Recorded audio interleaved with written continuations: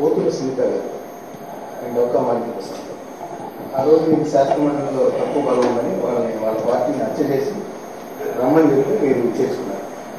అది అప్పుడు తప్పు చేశారు ఇప్పుడు భావిస్తున్నారు. మీరు ఒక పార్టీలో నుంచి ఇంకో పార్టీలోకి గెలిచి వెళ్తాం అంటే హత్య చేయడం సమానం.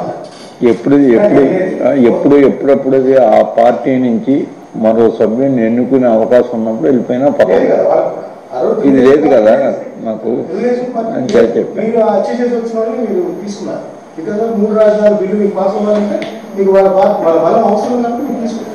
అప్పుడు మీరు తప్పు చేశారని ఇప్పుడు భావిస్తున్నారా? అంటే నా వరకు చెప్పాను నేను. అది నా వరకు అటువంటి పని చేస్తే హత్య చేసినట్లుగానే భావిస్తాను నేను. అంటే మీరు పార్టీ ఆరిజిన్ అంటే పార్టీ ఫస్ట్ నుంచి ఉన్నారు కాబట్టి మీకు హక్కు ఉండదు. ఈ పార్టీ ఇలా రూపొందాలి, ఇంత స్ట్రాంగ్ గా ఉండాలి,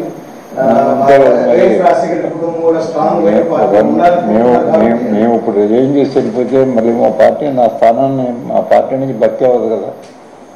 భర్తీ చేసుకోలేని పరిస్థితిలో ఉన్నాం. అప్పుడు పార్టీ ఉంది, అది రాకుండా ఉండకుంటున్నాను. చంద్రబాబు గారు రాజీనామా చేసి వస్తే తీసుకుంటా ఉన్నాడు ఫస్ట్ పాయింట్.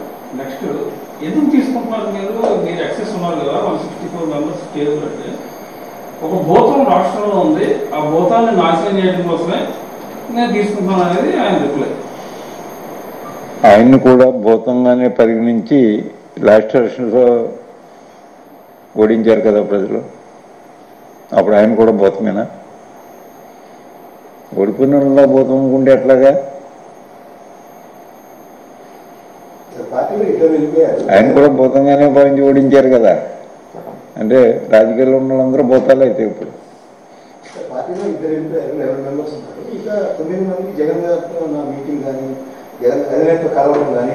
కలిసి ఉన్నాం. మన ఢిల్లీలో జగన్మోహన్ రెడ్డి గారు అయితే అందరూ కలిసాం.